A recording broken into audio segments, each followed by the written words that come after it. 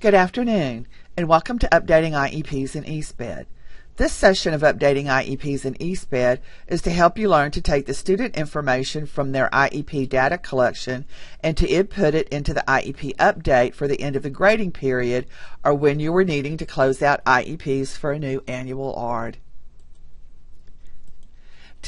Today's agenda is to briefly review data collection, show you how to update the goals and then the objectives, show you how to close out IEPs, and how to archive those IEPs.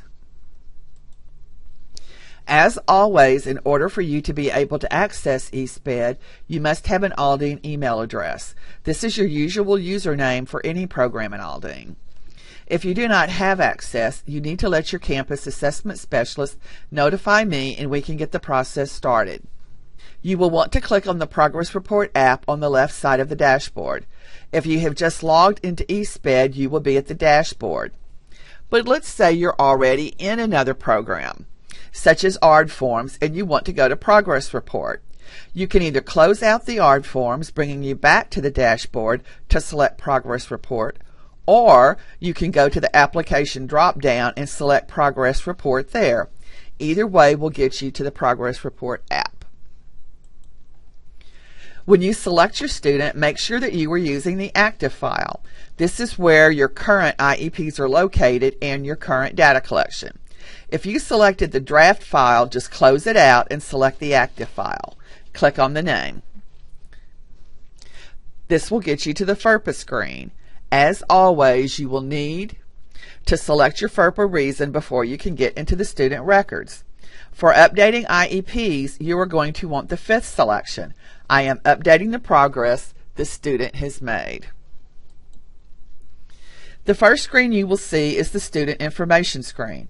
Remember, this happens when you go into any app, including ARD forms. Let's briefly review the student information screen. Most of the information at the top of the screen remains the same for any screen. You have the student demographic information at the top. That way you will always know into whose file you are working. Above that, at the very top of the screen, you have drop-downs, recent students. The drop-downs will show you the last 5 to 6 students you were working on.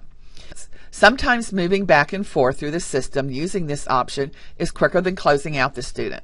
Selecting another student, clicking on the FERPA reason when you can traverse the same screen but with different students. Next, let's look at the buttons on the navigation bar. You have a Save button. You can click this to save any data you input on the screen. ESPED also automatically saves when you change screens or if you are timed out of a screen. The Close button. You can click on this to leave the program. It will send you to the dashboard screen after you log on. Previous button. Clicking on this will allow you to return to the previous screen. As mentioned earlier, the system will save you any changes or input information that was on that screen. The Next button will send you to the next screen. Let's say you're currently on the Development of IEP Transition screen. You finished inputting your PLAFs. You click on the Next, and it will send you to the Measurable Annual Goals. The Student tab. This will send you back to the list of students. Remember, if you wish to view all students, you will need to click on the View All button. The Reports tab, you can print IEPs here. If you want to print the entire IEP, you would print from here. Preview. You can preview what you have input and print. It will print only the screen you were on. The Print Archive tab. You can print and archive from the screen. You would use this when you're closing out IEPs for a new annual ARD or at the end of the school year when you need to archive your IEPs. Now let's look at the screen options. Click on the drop-down button. You will see the following screen choices to which you have access. The Student Information screen, that's your basic demographic information for the student. It's the same information as in eSchool. Remember, eSchool controls all demographics as the systems are talking every night. Any changes in eSchool show up in ESPED the next day. If you see anything that needs correcting, check with your campus PEMS eSchool clerk to make the changes. The next screen is the Student IEP Progress Goals. This is the screen where you will update the student's IEP that is a goal-only IEP. The Student IEP Progress Objectives. This is the screen where you will update the student's IEP goal that has objectives. Progress data collection goals. This is the screen where you will input your data collection data points for a goal-only IEP. And then the last screen is the progress data collection objectives/benchmarks. This is the screen where you will input your data collection points for a goal that has objectives. To update your IEPs, you will use the IEP program screens, Screen 2, which is a goal only, and Screen 3, which is your goal that has objectives. Now remember that when you did your data collection, you already have input the date on the left side. It is the last date of that grading period. So now you will not have to worry about putting a date in that column. And just for you to have another record of the dates, I have listed the dates for the 2017-18 school year in the notes part of your handout for this screen. I'm going to show you how to do the update for objectives first because this is the majority of our IEPs. The process for a goal-only IEP is the same, but I will show you a little later.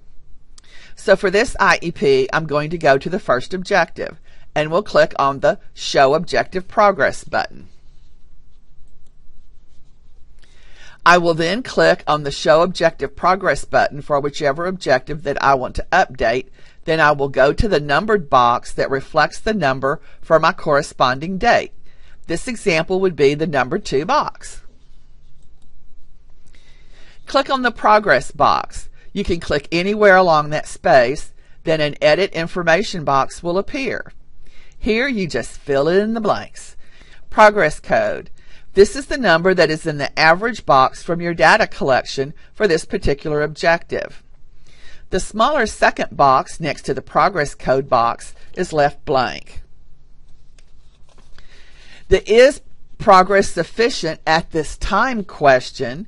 This is based on your data and your professional opinion. Do you feel that the student is making enough progress at this time to be able to master the objective by the next annual ARD? If you feel they are, then you mark yes. If you feel that they will not, then you mark no. If you marked yes, then you will need to indicate in the further action recommend If you marked yes, then you need to indicate in the further action recommended box drop down, either NA or none. You are saying that they will master the IEP and that you do not feel that further action is needed. However, if you mark no, then you need to indicate in the further action recommended box drop down an action. It could be that we need to go back to ARD, you may need a parent-teacher conference, etc. Anything you mark, you need to make sure that you let your campus assessment specialist know. In the comment box, you may want to comment on how well the student is doing. You may want to comment on your concerns. You may not feel the need to comment at this time. This is where you will indicate whether or not you are recommending to continue or discontinue the goal or objective at the new annual ARD. Remember, when you go to ARD, you just can't say, we are going to continue, we're going to discontinue.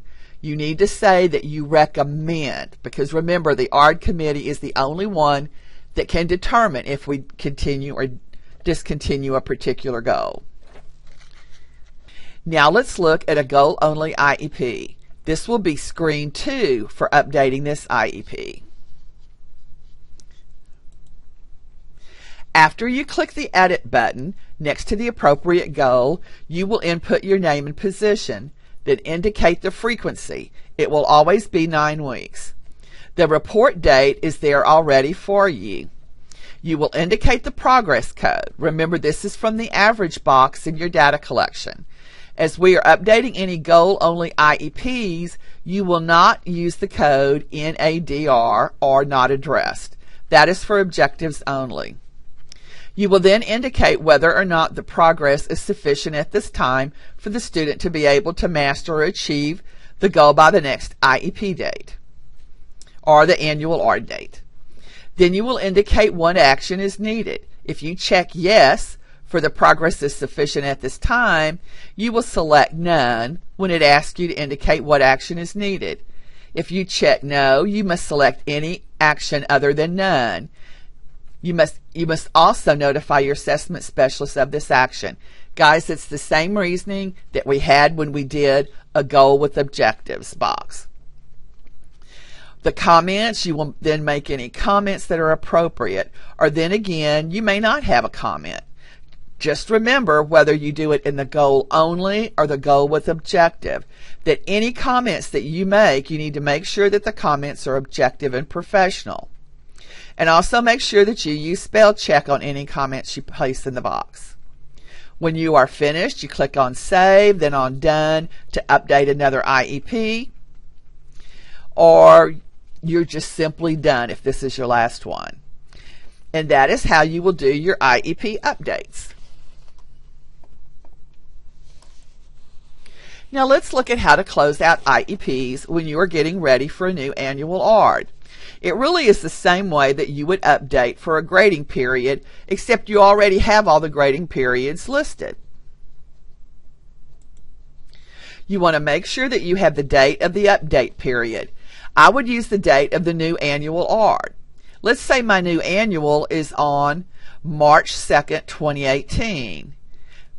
I'm going to put that date in the box. Then select the Show Objective Progress button.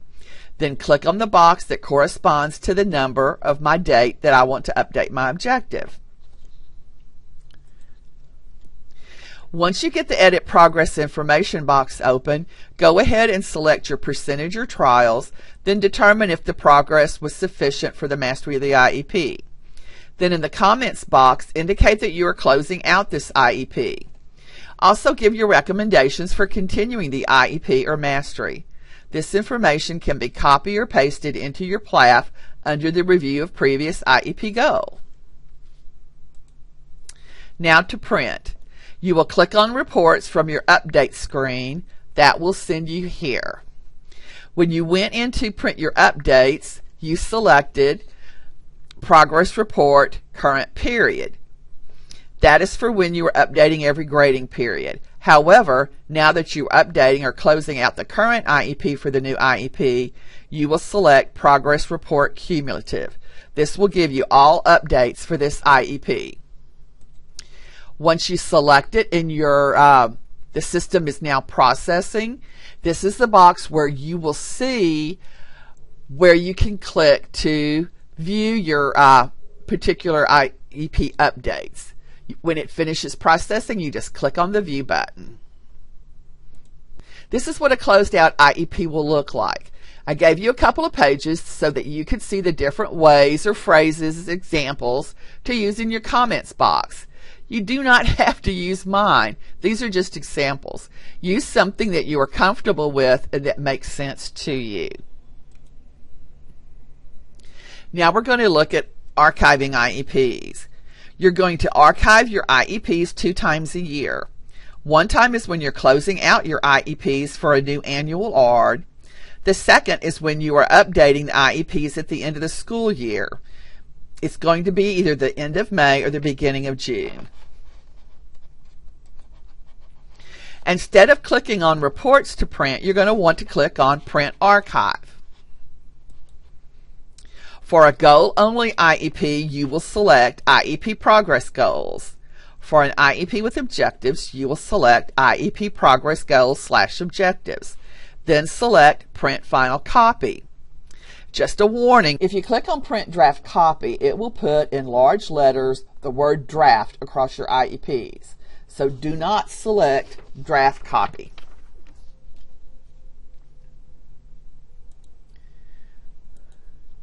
In the boxes on the left, you will indicate, in your archive, you're going to indicate, let me start that one over, sorry, Angel. In the boxes on the left-hand side, you will indicate Archive Comment, IEP Updates. Use the ARD date or the end of the school year date. For example, my ARD date could be 10/13/2017. In the folder box, I'm going to select the school year, which is 2017 to 2018. And then in the Archive Type box, I'm going to select IEP Update. Once you have made your selections, click on the Archive button. Just push it once. You're not going to get a message that says, "Are you sure?" So just go ahead, click it the one time, and it will provide an archive copy in the Archive Manager. Now remember, if you push it more than once, you're going to get more than one archived copy in the Archive Manager, but that's an easy fix. Just contact me if that happens. You can also print from here. You want to write, once it pulls it up, you can right-click and select Print, or you can click on the printer icon at the top of the page. Here is what it will look like in Archive Manager.